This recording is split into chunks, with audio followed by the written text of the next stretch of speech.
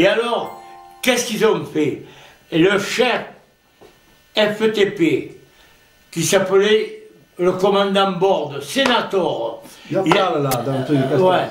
Et après le chef de l'AS, qui était à Saint-André, le capitaine Charles Renoir, il nous a tous mobilisés avant l'heure. Il nous a mobilisés le 16 août au soir.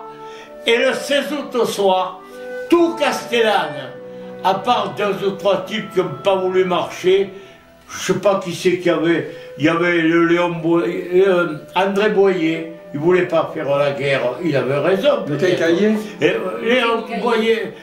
André Boyer, le quincaillier. Et il y avait, qui c'est qu'il y avait, il y a encore, il y en a qui n'ont pas voulu marcher, mais ils étaient peu nombreux. Ils n'ont pas voulu marcher. Et tous les autres montaient au barrage de Castillon.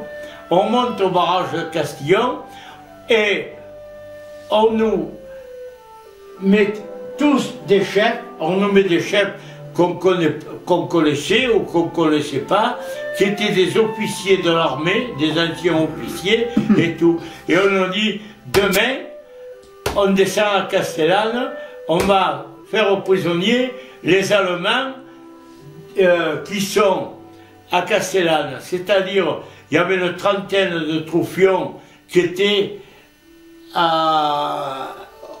restaurant du Verdon, où il y a le Verdon. C'était une salle de cinéma, ils étaient là-dedans. Oui. Et il y avait 4 officiers qui étaient à l'hôtel du Levant. Et à la poste, là aussi. Et nous, on descend dans la nuit, tu vois, on descend de Castillon à pied, hein, et pas faire de bruit et pas se faire entendre par les Allemands. Et on commence à entourer Castellane.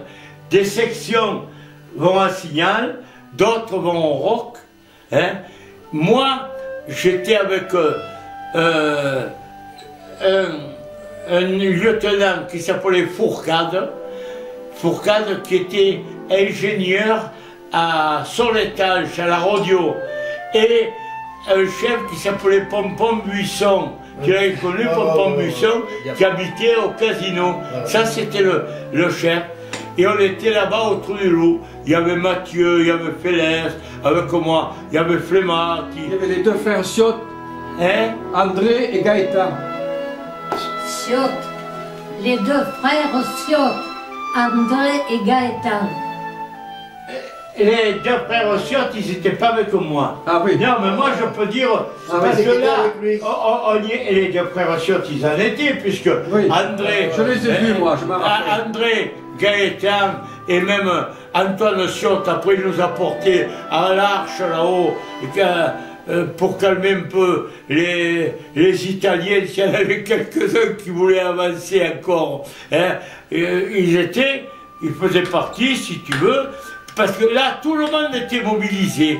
Et nous, on a libéré Castellane.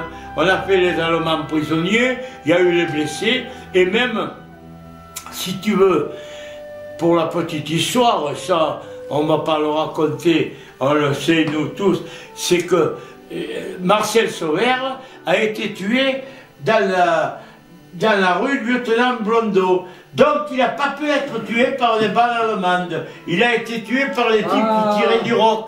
Tu vois, les types énormes, les gens le savent. C'est les types qui tiraient du roc. Parce qu'on tirait sur le pays pour pas que les Allemands foutent le camp. Nous, du Trou du Loup, on tirait sur le restaurant du Verdon par derrière. Mais les Allemands, ils étaient venus se coincer. Ils se battaient, ils étaient venus avec une mitrailleuse se mettre au pied du platane sur la place, tu vois. Le platane qui était entre, comment tu appelles, entre le restaurant du Verdon et la maison de Garus. La maison de Garus, quoi, c'est où il y a maintenant la maison de la presse, un peu avant, là, tu vois.